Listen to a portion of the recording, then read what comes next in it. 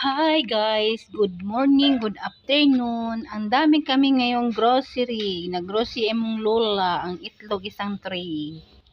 Yan mga dahon-dahon, may green leaf, may parsley, may sabon.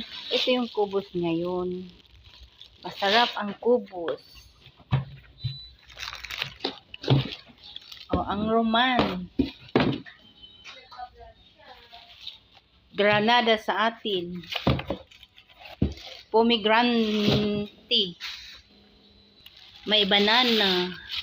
Ang daming grocery. Tingnan nyo. May green pepper. Wow! Ang tuna. Dalawa ang tuna. May ulam na naman kaming tuna. May pineapple. At repolyo.